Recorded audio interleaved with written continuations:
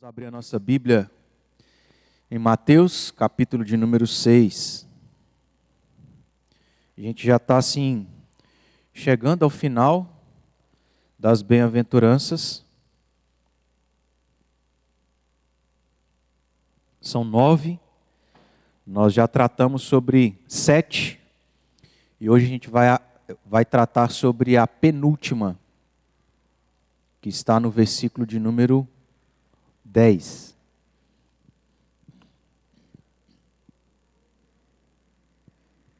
Nós vamos começar lendo no versículo 3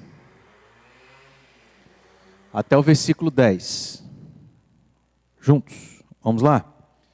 Bem-aventurados os humildes de espírito. Vamos lá juntos? Bem-aventurados os humildes de espírito, porque deles é o reino dos céus. Bem-aventurados os mansos. Bem-aventurados os mansos, porque herdarão a terra.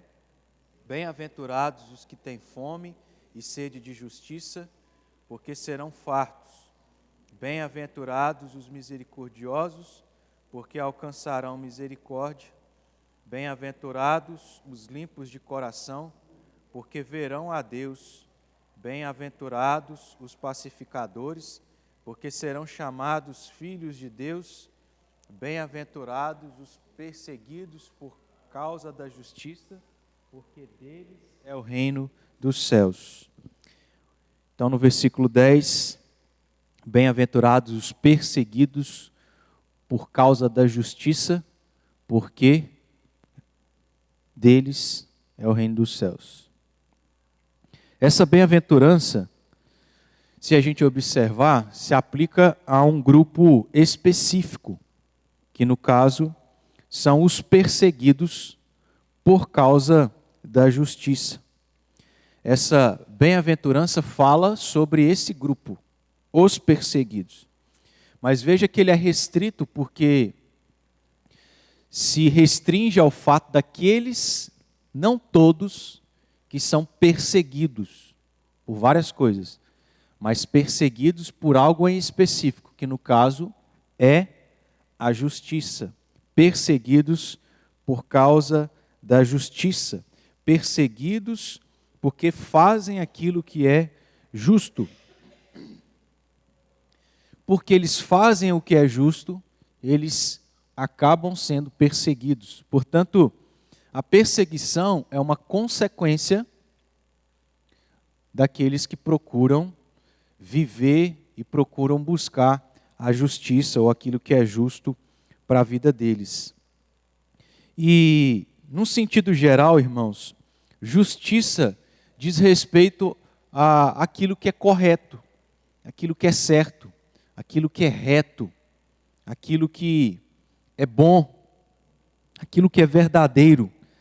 Mas essa justiça, é importante a gente considerar isso, essa justiça não se refere a uma justiça humana, mas algo além disso.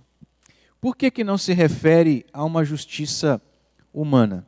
Vamos abrir em Romanos, capítulo de número 13, para a gente poder ler aqui os versículos 3 e 4. Romanos, capítulo de número 13.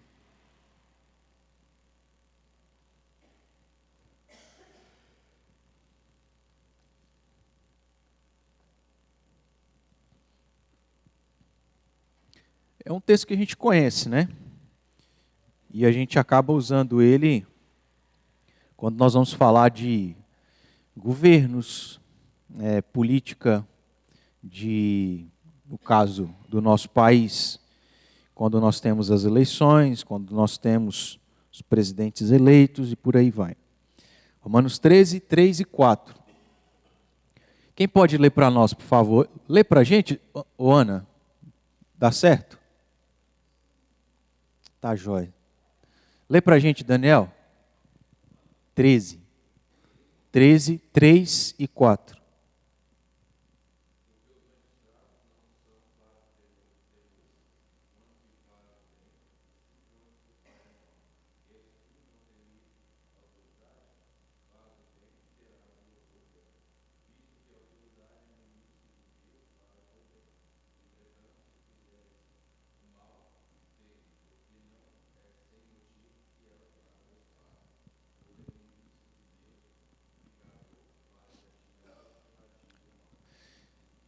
apesar de tudo o que acontece, nós não vamos falar sobre esse assunto aqui, mas só discorrer um pouquinho para a gente entender que é a passagem.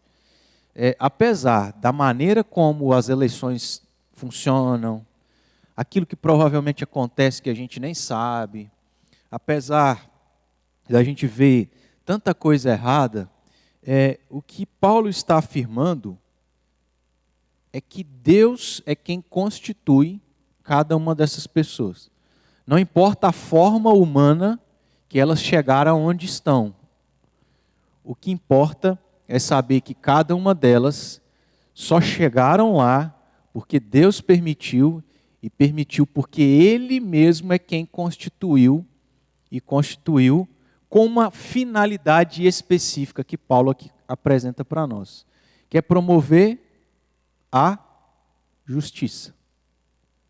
Então esse é o papel do político, do governo, daqueles que ocupam esses cargos, promover a justiça, o que é reto, o que é correto, o que é bom, coisas relacionadas a isso. Mas o que a gente vê é a maioria destes cumprindo com esse papel e essa função? Infelizmente, a exceção são os poucos que entendem essa responsabilidade e tentam cumpri-la. Mas a grande maioria, infelizmente, a gente pode falar isso com propriedade, infelizmente a maioria não entende isso e não tem qualquer preocupação em cumprir com o seu papel, tentando promover a justiça. O que isso mostra para nós? Que o fato de Jesus estar dizendo que bem-aventurados são os perseguidos por causa da justiça, essa justiça não se refere à justiça humana, porque a justiça humana, ainda que tivesse que ser exercida de maneira perfeita, ela não é. Ela é falha. Isso é o ideal, mas não é o que a gente costuma ver por aí.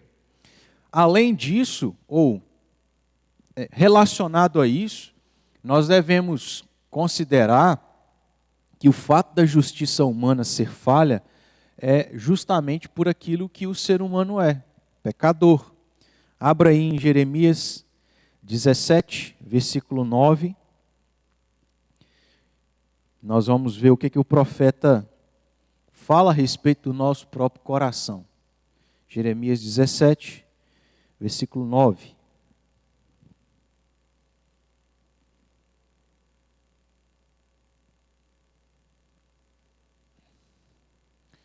Lê para a gente, Marta, por favor.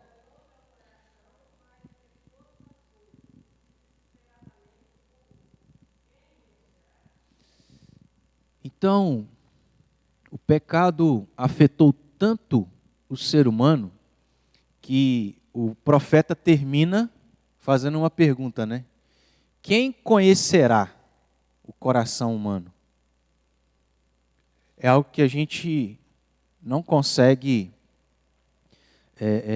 descobrir na sua profundidade. É tão complexo, é tão poluído, é tão sujo, que não dá para conhecer. E além disso, o que ele fala? Que o coração é enganoso. Ele mesmo nos engana naquilo que a gente não percebe que ele está nos inclinando a fazer e que muitas das vezes nos leva a fazer. Às vezes a gente acha que está fazendo algo certo, mas na verdade o nosso coração, lá no fundo, está nos enganando. E o que a gente está fazendo é algo errado. E o profeta diz que é enganoso mais do que todas as coisas. O nosso coração, a nossa natureza, que é corrompida pelo pecado, então tem essa corrupção por excelência. É maior do que qualquer outra coisa. E não é à toa que o profeta complementa, desesperadamente corrupto.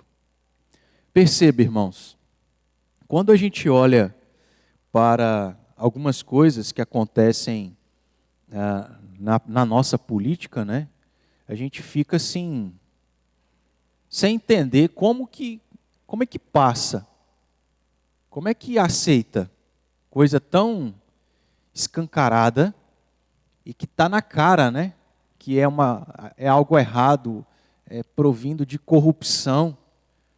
Mas quando a gente olha para outras circunstâncias e situações menores, a corrupção não é um problema só de quem está em cargos altos e de poder. É ou não?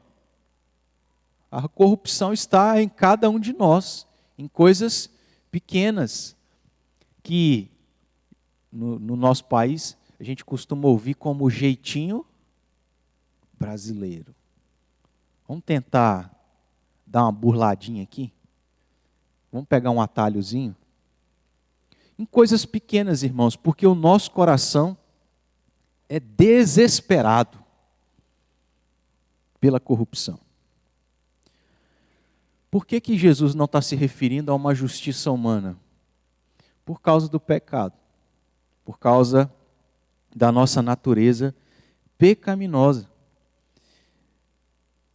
É por isso que Deus, então, já havia orientado o seu povo para que não fosse, ou para que não para que o povo não fosse injusto na aplicação da lei, para que eles representassem a justiça perfeita de Deus no exercício da aplicação da lei ou da justiça no contexto do povo. Deveria refletir a justiça de Deus, ou Deus como esse Deus que tem por caráter ser justo. Vamos voltar aí um pouco e lá em Levítico, onde a gente pode observar isso. Capítulo 19, versículo 15.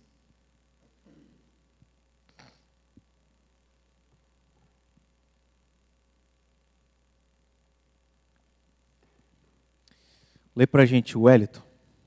Levítico 19, 15.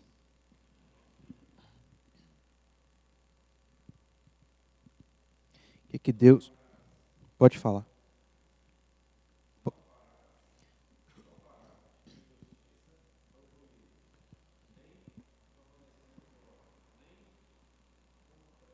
Comprazendo.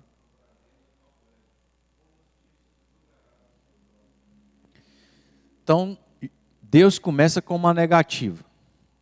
Não farás injustiça no exercício da aplicação do juízo. E ele termina de uma maneira afirmativa. Com justiça julgarás ao teu próximo. E entre o início e o fim, ele exemplifica uma situação da aplicação da justiça de maneira correta e não incorreta. No exercício da aplicação da justiça, o que Deus diz? Não favoreça o pobre por ele ser pobre. E não se compraza no grande, né? Naquele que é diferente, naquele que tem poder, naquele que tem riqueza. E a gente vê que a justiça deveria ser imparcial, como Deus estava dizendo aqui para o povo. Mas porque nós somos pecadores, nós vemos injustiça o tempo todo. Quem faz errado, nada acontece. Quem faz o certo, acaba sendo injustiçado. E aí a gente tem aquele sentimento de injustiça. Como é possível alguém que fez algo errado, que foi comprovado, e nada acontecer com ele? Porque há esse favorecimento. A justiça, que deveria ser imparcial, acaba sendo parcial. Deus, porque escolhe um povo para ser o seu povo, para refletir o caráter de Deus nesse mundo caído, é aquele que nesse sentido também chamou o povo para refletir a sua própria justiça, que é perfeita, reta, imparcial. É por isso que Deus está aqui dizendo isso para o povo. Vamos para o livro anterior, perdão, né? Levítico, Números, Deuteronômio. Para o livro posterior, e Deuteronômio, capítulo 16, versículo 19. Mais uma vez, Deus fala algo nesse sentido para o povo.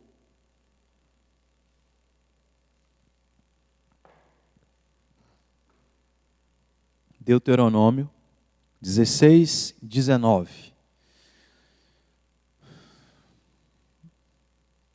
Se ele consegue ler para a gente, Caleb?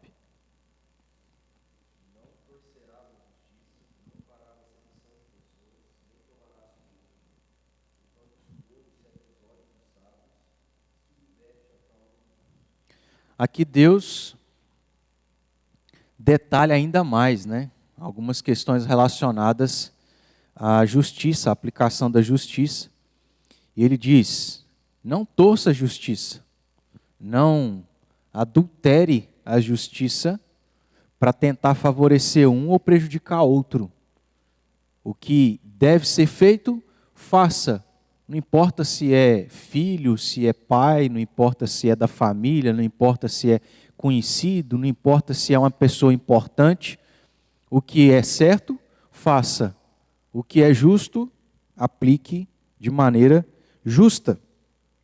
Não torça a justiça, não faça acepção de pessoas, de favorecer por questão de gosto, preferência, afinidade, intimidade, relacionamento.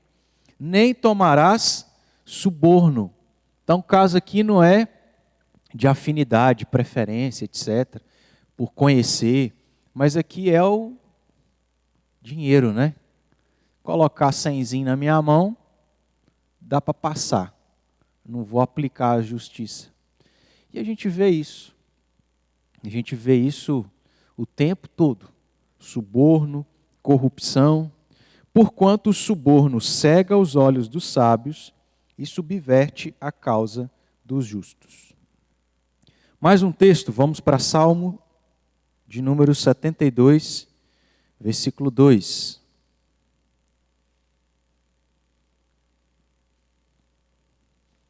Salmo 72, 2.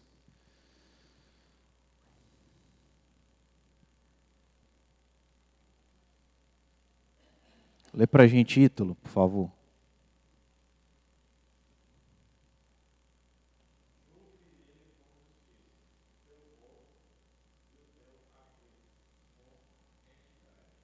E aí, o Wellington te salvou. Mas valeu. Ítalo para o Wellington. Mas está tranquilo. O próximo ele lê. Julgue ele com justiça o teu povo e os teus aflitos com equidade.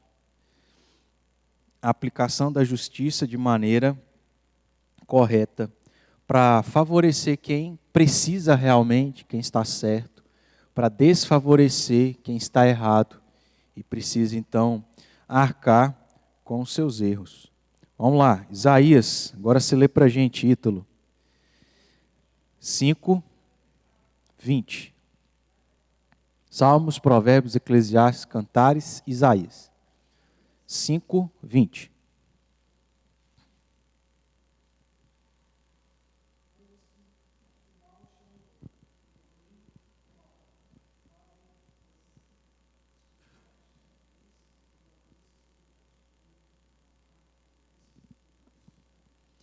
O que é isso? Se aplica a questão da justiça. O que está lá na Constituição e na lei como certo, na hora de aplicar, vira errado. O que está na lei como errado, na hora de aplicar, vira certo. E Deus está condenando isso. Numa outra passagem que aqui eu lembrei, porque eu li essa passagem esses dias, Jesus disse, sim, sim, e não, não. O que é certo, o que é errado, é errado. Em outras palavras, irmãos, o que significa isso? Verdades absolutas, não relativas. E hoje, qual é o tempo que a gente vive? É tudo relativo. Não, não é bem assim. Para mim e a minha verdade, o que você está falando não é isso.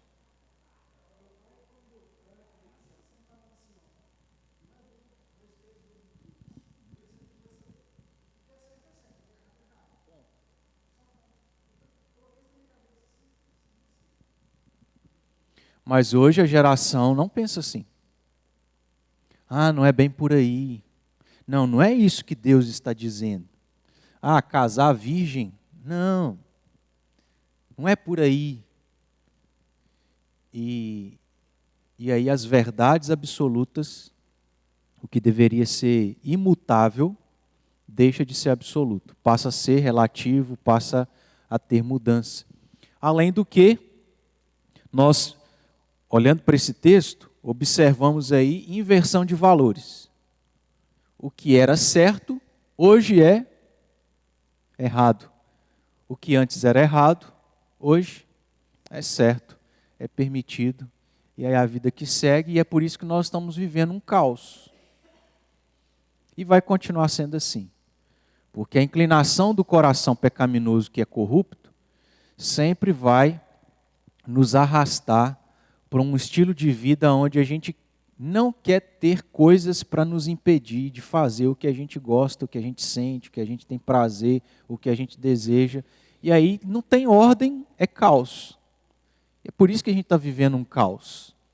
Exemplo, quando a gente fala sobre questão de gênero, né?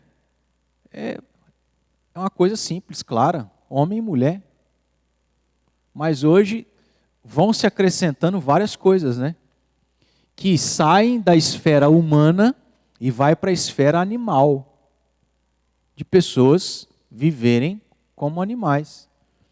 Eu acho que foi em São Paulo, e assim, Deus me livre daquele lugar, viu, irmãos? Quem gosta, ok, não tem problema com isso, mas eu fico mal e depressivo naquele lugar.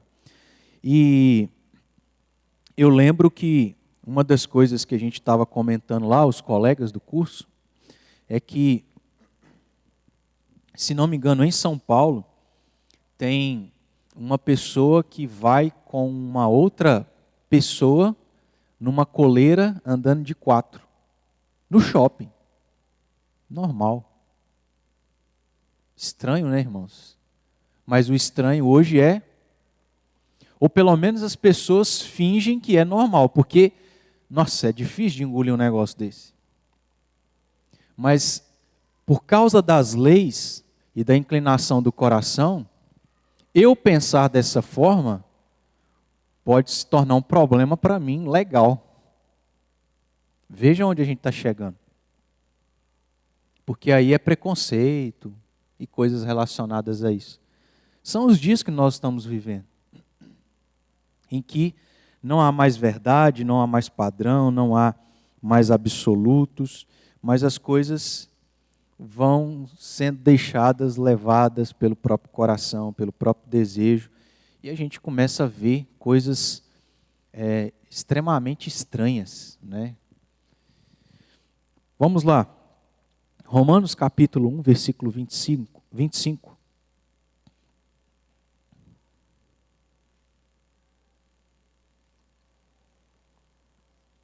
Romanos 1, 25. Paulo diz: pois eles mudaram a verdade de Deus em mentira. Veja a inversão de valores. Verdade de Deus em mentira. De que forma? Adorando e servindo a criatura em lugar do Criador. Inversão de valores por causa da natureza pecaminosa do coração. A tendência é essa. A justiça humana é falha, a justiça humana é imperfeita. Jesus não está se referindo à justiça humana nessa bem-aventurança. Portanto, irmãos, se Jesus não se refere a uma justiça humana, ele está se referindo a qual justiça? Se não é humana, dele mesmo. Por quê? Porque a nossa deveria ser perfeita, mas não é. A dele é perfeita e se mantém perfeita, imutável. Veja aí, né? Não precisa abrir, mas em Números 23, 19, olha o que Deus afirma a respeito de si mesmo. Eu sou o Senhor, não mudo. Por isso, vós, ó filhos de Jacó, não sois consumidos. Aqui Deus está descrevendo uma característica que ele tem, como um ser divino, e descrevendo essa característica para aplicar em algo específico ao povo de Israel, que não é o nosso caso aqui. Não é uma questão, nós não estamos trabalhando a questão da graça, da misericórdia de Deus. A gente está trabalhando a questão da justiça. E essa característica de Deus se aplica a qualquer coisa. O nosso Deus não é como nós, que hoje a gente fala para o filho assim, olha, hoje à tarde eu vou te levar para sair.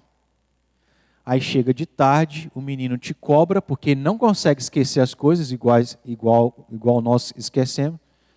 E aí você fala assim, não vou não. Aí vira um caos, né? O que isso mostra? Que nós mudamos, somos mutáveis. Mas em relação a Deus, não. Se Ele falou, fique certo que vai cumprir. É o que a gente está estudando, né? Nas quintas-feiras aqui sobre as últimas coisas. Todos aqueles sinais que Jesus profetizou que aconteceria no ano 70 se cumpriram. A gente está vendo isso sinal por sinal.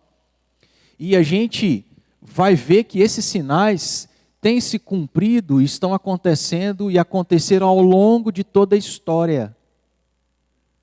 Aí o que a gente tem dito? É que toda geração deve ter o sentimento que nós temos. Eu acho que Jesus está para voltar. Isso eu ouvi do Heber Campos Júnior.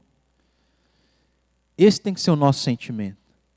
Porque os sinais são repetitivos. Guerras, rumores de guerras, essas coisas todas. Terremoto, assassinato, perseguição. Mas por que eles são repetitivos?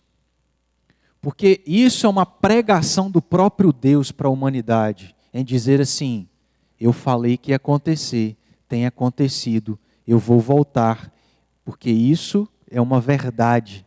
Então, abra os olhos. Deus o tempo todo, por ser um Deus que não muda, imutável, está cumprindo as suas promessas, as suas palavras. E isso não deixa de ser graça, no caso aqui do contexto de Mateus 24, né? Não deixa de ser uma graça onde Deus está falando assim, olha, enquanto vocês estão vivos, enquanto Jesus não volta, eu estou pregando, eu estou dizendo, está se cumprindo. Se Deus cumpriu tantas coisas no passado, Ele não tem capacidade para cumprir as demais que não foram cumpridas? Não, a prova de que Deus tem capacidade para cumprir todas as suas promessas é que Ele tem cumprido várias outras. Porque Deus é imutável. O nosso Deus não muda como nós mudamos. Deus não é aquele que olha para nós de maneira diferente, num certo sentido que eu vou explicar. Para Deus, nós somos todos iguais, irmãos. Mesmo entre homens e mulheres, entre ser preto, branco, pobre, rico, de maneira que até os nossos pecados, por piores que sejam, comparados com pessoas que pecaram em questões menores, para Deus é diferente ou é igual? Por quê? O salário do pecado, pecou, inferno para todo mundo. Então, não há diferença, Deus não nos olha de maneira diferente. Ele não olha lá para a Ana e fala assim, nossa, Ana, que serva fiel, quase perfeita. Olha como ela é caridosa, olha como que ela é piedosa, mulher de oração, paciente. Estou te enchendo de elogios, né? Quase acreditando.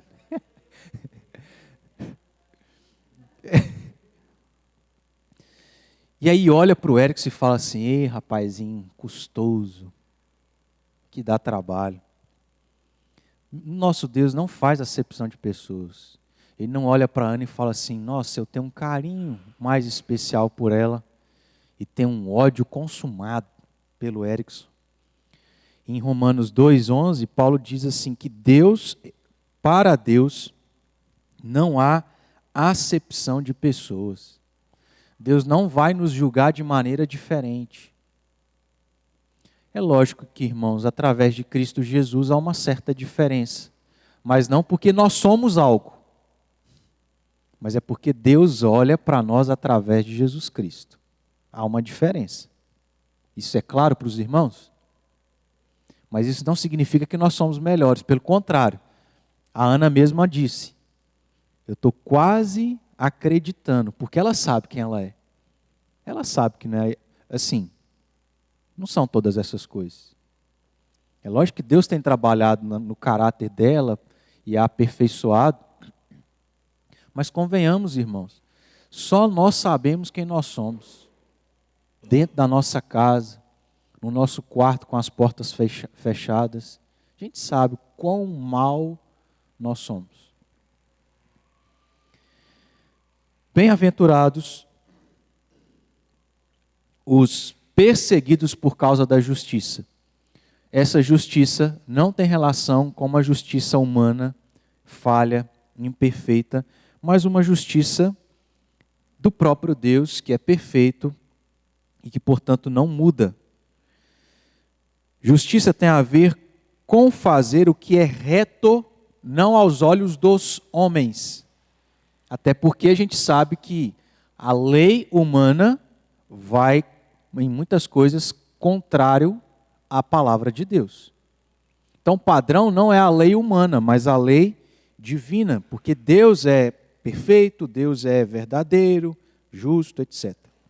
Justiça tem a ver com fazer o que é correto aos olhos de Deus. É dessa justiça que Jesus está se referindo.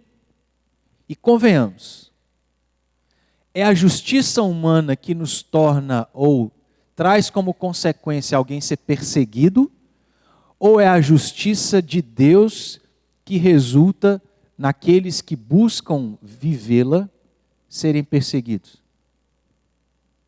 Se hoje você for politicamente correto, você é perseguido?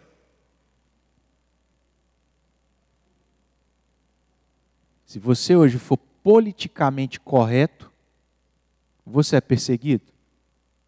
Se você aceitar as ideologias de gênero, se você não for preconceituoso, se você for liberal, você é perseguido? Entenderam? Não. Mas se você for buscar cumprir a justiça que vem da parte de Deus, ou seja, fazer o que é reto aos olhos de Deus e não aos olhos do homem, o que acontece? Você é perseguido. Isso aconteceu e tem acontecido. Nós temos, por exemplo, Abel, que fez o que era certo aos olhos de Deus, Caim não. E o que Caim fez com Abel? O matou. Nós temos Davi em relação a Saul, ou Saul em relação a Davi. Nós temos Daniel lá e os seus amigos foram perseguidos. Nós temos Estevão, e aí vamos abrir, Atos capítulo 7.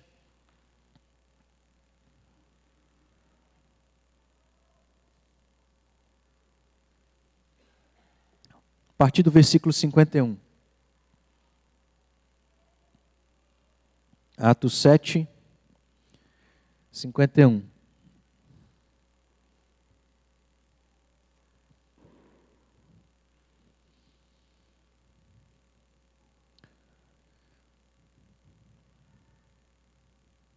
Esse aqui é o discurso de Estevão, diante dos líderes religiosos. E ele disse: Homens de dura cerviz, incircuncisos de coração e de ouvidos, vós sempre resistis ao Espírito Santo, assim como fizeram vossos pais, também vós o fazeis. Qual dos profetas vossos pais não perseguiram? Eles mataram os que anteriormente anunciavam a vinda do justo, do qual vós agora vos tornastes traidores e assassinos. Vós que recebestes a lei por ministério de anjos e não aguardastes. Ouvindo eles isto, enfureciam-se no seu coração e rilhavam os dentes contra ele. Mas Estevão, cheio do Espírito Santo, fitou os olhos no céu e viu a glória de Deus e Jesus, que estava à sua direita, e disse: Eis que vejo os céus abertos e o Filho do Homem em pé à destra de Deus. Eles, porém, clamando em alta voz, taparam os ouvidos e unânimes arremeteram contra ele e, lançando-o fora da cidade, o apedrejaram. O que estava acontecendo? Esses homens fizeram coisas erradas, porque eles perseguiram profetas, porque eles perseguiram o próprio Jesus, mataram os profetas e mataram a Jesus. E nada aconteceu com eles. Então a gente vê injustiça. Agora um homem, falando a verdade, aonde eles não tinham argumento porque sabiam que tinham feito, é assassinado injustamente, perseguido. Porque aos olhos dos homens, nós fazermos aquilo que é certo aos olhos de Deus, resultará em nós sermos perseguidos, massacrados. Hoje, um jovem na faculdade, irmãos, é perseguido por pensar diferente do que a sociedade entende a respeito do sexo, a respeito de gênero. Ele é perseguido, ele é massacrado. Tem casos aí, e aqui eu me recordo de um, que uma evangélica foi defender uma monografia, não sei em qual curso, se era pós-graduação, se era mestrado ou doutorado, e aí a faculdade inteira quase escorraçou a moça. É perseguido. Se a gente for seguir o que é reto aos olhos de Deus, nós vamos enfrentar essas coisas como aconteceram com tantos, inclusive Estevão, os apóstolos e até mesmo Jesus. Em João 7:1, João diz que passadas estas coisas Jesus andava pela Galileia porque não desejava percorrer a Judéia, visto que os judeus procuravam matá-lo. Então todas essas pessoas, como tantos outros, foram e serão perseguidos por causa da vontade de Deus. Porque é Deus que determina o que é certo. Só que o que é o problema? O coração humano não quer aceitar o que para Deus é certo. Isso já começa desde pequeno. E aí o que a gente vê? Que hoje é prejudicial falar não para o filho. Irmãos, me ajuda aí, né? As pessoas tentam cientificar a coisa para usar isso de argumento, para não repelir a natureza do coração humano, que começa desde pequeno, a não querer ouvir não. Você fala com o menino, faz isso. Ele, o que ele fala? Ele mesmo fala, né? Não. E fecha a cara e endurece o corpo. E quem é você para colocar a mão nele, né? Não é assim? Então, irmãos, como que é nítido isso para a gente, né? No sentido que Jesus aqui está usando a respeito de justiça. Fala, Francisco.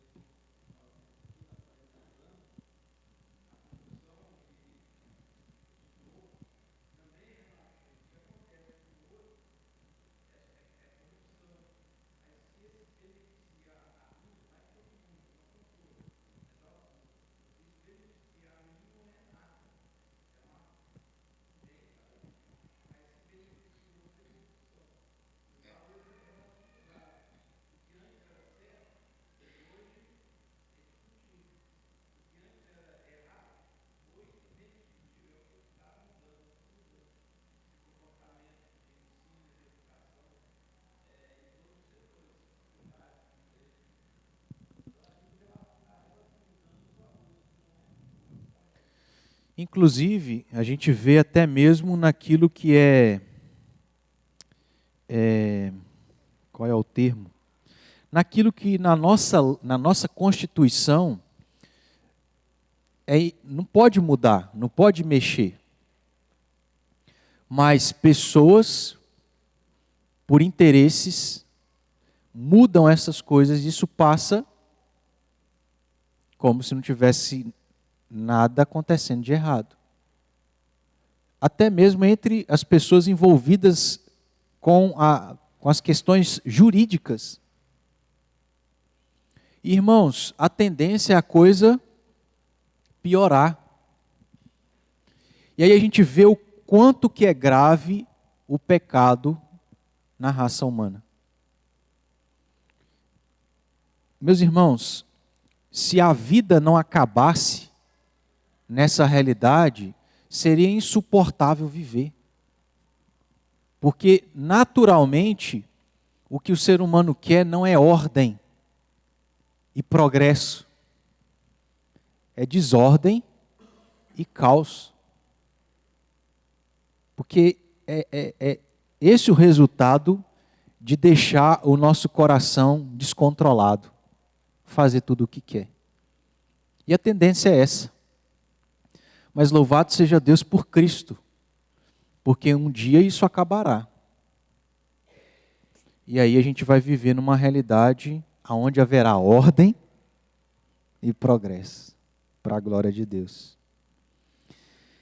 Esses que nós mencionamos aqui então, como exemplo, foram perseguidos porque procuraram glorificar a Deus e não a homens. E qual é o problema do ser humano? Ele quer glória para Deus ou quer glória para si? Esse que é o problema. Por isso que a justiça que Jesus se refere aqui, sendo divina, resulta em perseguição. Porque aqui a glória não é para o homem, a glória é para Deus. Só lhe deu glória, né? Como a gente já estudou e costuma dizer. Esses foram perseguidos porque não negociaram a verdade. E por que a gente, como cristão hoje, é considerado quadrado, retrógrado? Cabeça fechada. Porque para nós ainda, pelo menos nessa geração, e aí o nosso papel é passar esses princípios para a próxima geração. O que é sim, é sim. O que é não, é não. O que é verdade, verdade. O que é mentira, o que é certo, certo. O que é errado, pronto. Deus, na sua palavra, e isso foi ao longo de praticamente toda a história até aqui, homem é homem, mulher é mulher. Casamento se constitui em quê? Entre um homem e uma mulher, e é isso. Não passa, não vai além disso. E se a gente manter essa opinião, se nós não negociarmos a verdade, nós vamos ser perseguidos. Porque nós não podemos pensar mais assim. Estamos no século 21. As coisas mudaram, avançaram, progrediram. Não, não progrediram. Regrediram.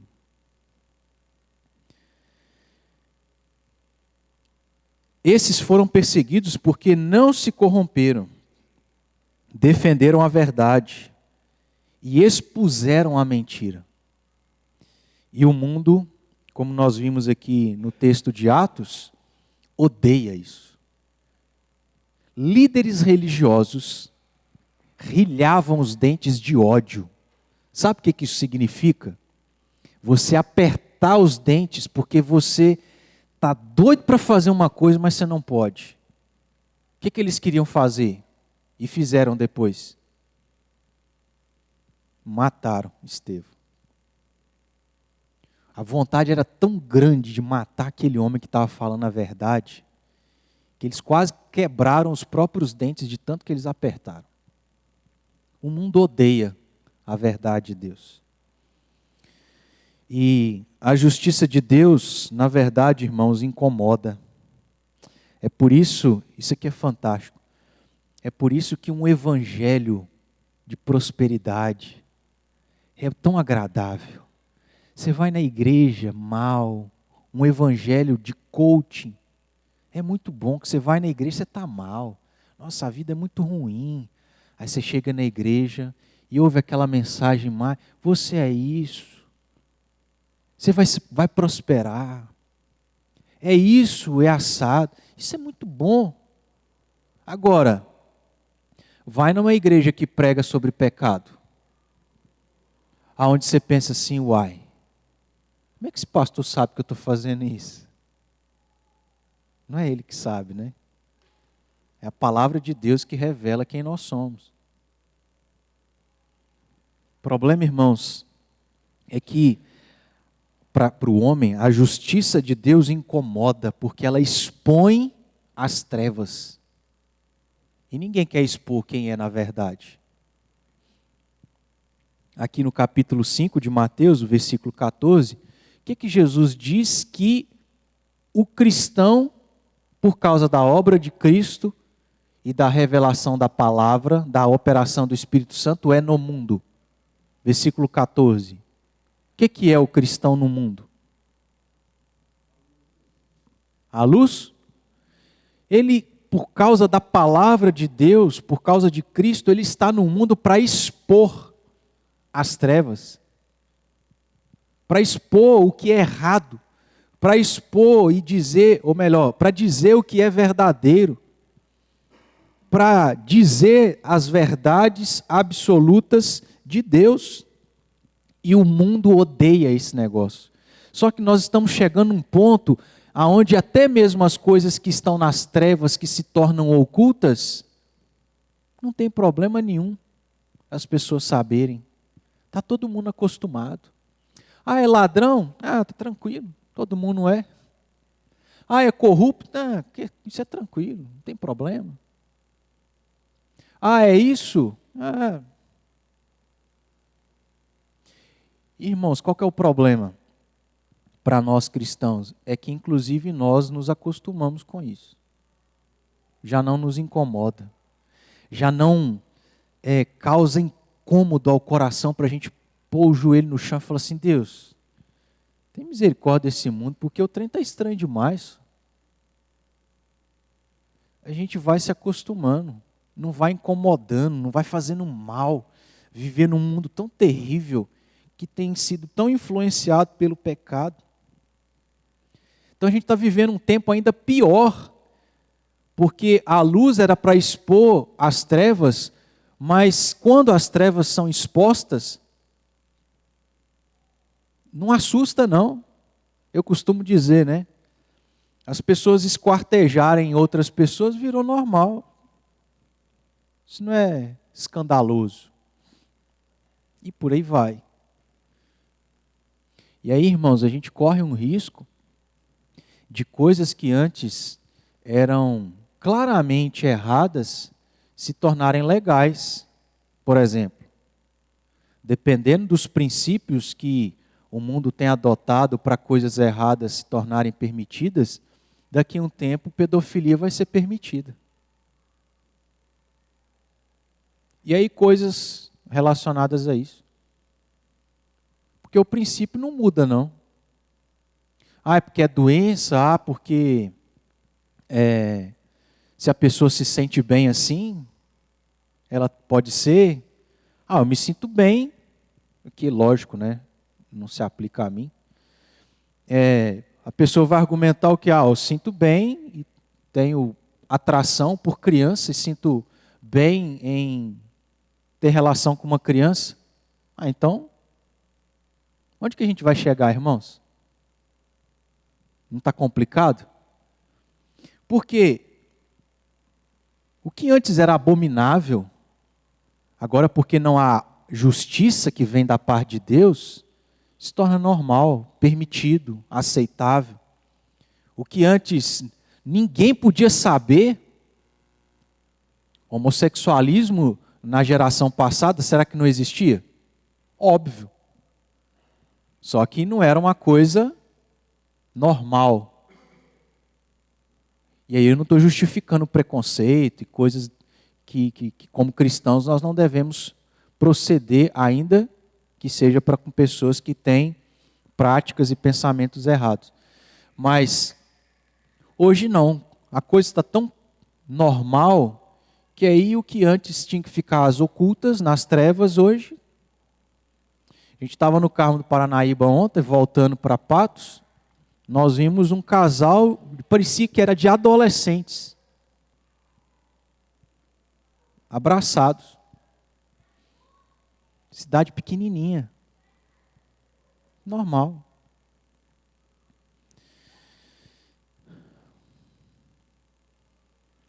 Sobre a justiça divina resultar em perseguição porque expõe as trevas, João também aqui no capítulo 3, versículos 20 e 21, disse assim,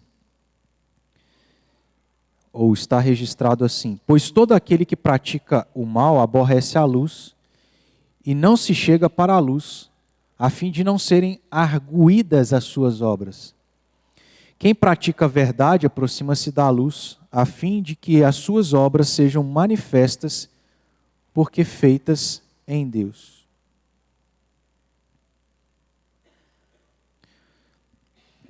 Um detalhe, porque o que Jesus diz? Quem busca fazer o que é justo e reto aos olhos de Deus, qual a consequência? Perseguição. Mas qual um outro resultado benéfico? Deles é o reino dos céus. Qual é a observação que eu quero fazer aqui? É que você não entenda que ser justo, fazer o que é reto aos olhos de Deus, resultará em você ser salvo. Tá? Jesus não está falando, obviamente, aqui, e não faz sentido, e não faz sentido nenhum Jesus usar essas palavras nesse sentido. Porque ele veio no mundo para ser o salvador do mundo. Então o sentido aqui de quem é justo, deles é o reino dos céus, não é de se eu faço o que é certo aos olhos de Deus, eu vou para o céu. Não entenda dessa forma, porque de maneira nenhuma é o que Jesus queria ou de maneira nenhuma era o que Jesus estava se referindo. E é importante aqui eu poder fazer essa observação. É no sentido de que em Cristo, os que nele são capacitados a fazer o que é justo e reto aos olhos de Deus, esses só são capacitados porque foram salvos em Cristo Jesus. Então, começa em Cristo, vai resultar em fazer o que é justo aos olhos de Deus. Então, não é o oposto. E aí, para a gente concluir, a conclusão é, preste atenção nisso aqui, para a gente entender por que Jesus diz, bem-aventurados os perseguidos por causa da justiça, porque deles é o reino dos céus. É que a perseguição é sinal de que os que são perseguidos pertencem ao reino dos céus. Você entendeu? O que é sinal de quem é salvo? Ser perseguido. Portanto, irmãos, isso significa que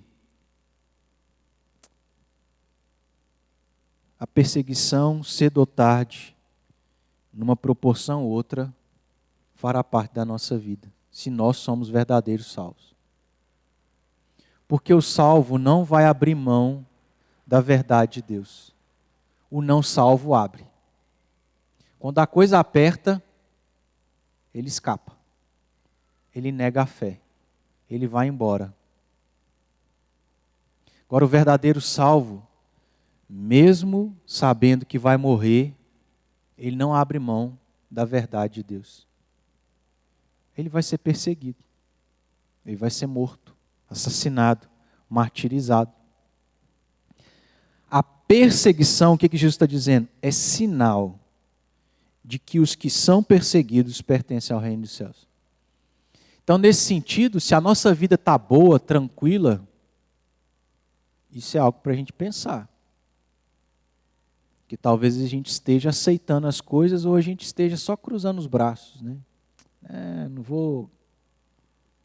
Não vou criar problema para mim. É lógico, irmãos, que a gente tem que ter sabedoria e ser sensato. A gente não precisa ficar correndo atrás de problema. Mas não dá para pensar que a vida cristã não vai implicar em perseguição em algum momento, em algum sentido, em alguma circunstância. Você vai ter que dizer algo contrário. Os nossos adolescentes e jovens vão ser perseguidos, porque numa roda de colegas e amigos que estão falando sobre sexo, e ele foi ensinado pelos pais, à luz da palavra, que isso só é permitido no casamento, ele vai ter que defender sua fé. E se ele defender, ele vai ser perseguido. No trabalho, você vai ter que dizer não para o seu patrão que quer que você infrinja a lei, que você só negue imposto para ele, que você faça coisas erradas. E o que você vai ter que fazer? Não. Você vai ser perseguido, porque ele vai te mandar embora. Está vendo? É impossível alguém pertencer ao reino dos céus e não ser perseguido. Vai ser perseguido. Isso é um sinal. Mas apesar da perseguição, Jesus está dizendo, bem-aventurados sois. Por quê? Vocês estão salvos. Tem a glória, a vida eterna. Tem a recompensa. A perseguição é sinal de que os que são perseguidos pertencem ao reino dos céus. Jesus está dizendo que a perseguição faz parte da vida cristã. Alguém já havia te dito isso? Tem muito crente, irmãos, que estão em igrejas que não sabem dessa verdade. E aí eles acham que são e às vezes não são. De modo que, então, se alguém diz ser crente, mas não é perseguido, isso é sinal que provavelmente ele nunca foi um verdadeiro cristão. Ou até hoje não entendeu o que é ser cristão. Ser cristão não é uma porta larga e um caminho espaçoso. É o contrário. Se os crentes soubessem disso, ou se as pessoas soubessem disso, eu acho que muitas delas não desejariam ser cristãos, ou muitas delas esperariam para ser. Mas como isso não é dito, aí é muito fácil se converter. É muito fácil querer ser membro de uma igreja, não é? Que é tudo muito bom, 1000 maravilhas. Mas não. São as verdades de Deus que vão expor as trevas do nosso coração. São as verdades de Deus que nós temos que defender. E por defendê-las, nós vamos ser perseguidos. As coisas não serão fáceis para nós. Pedro diz na sua primeira carta, capítulo 4, versículo 14, que se pelo nome de Cristo somos injuriados, ele fala mais ou menos o que Jesus falou. Bem-aventurados sois, porque sobre vós repousa o Espírito da glória e de Deus, ou em outras palavras, porque vocês são salvos. Tem bênção maior do que essa?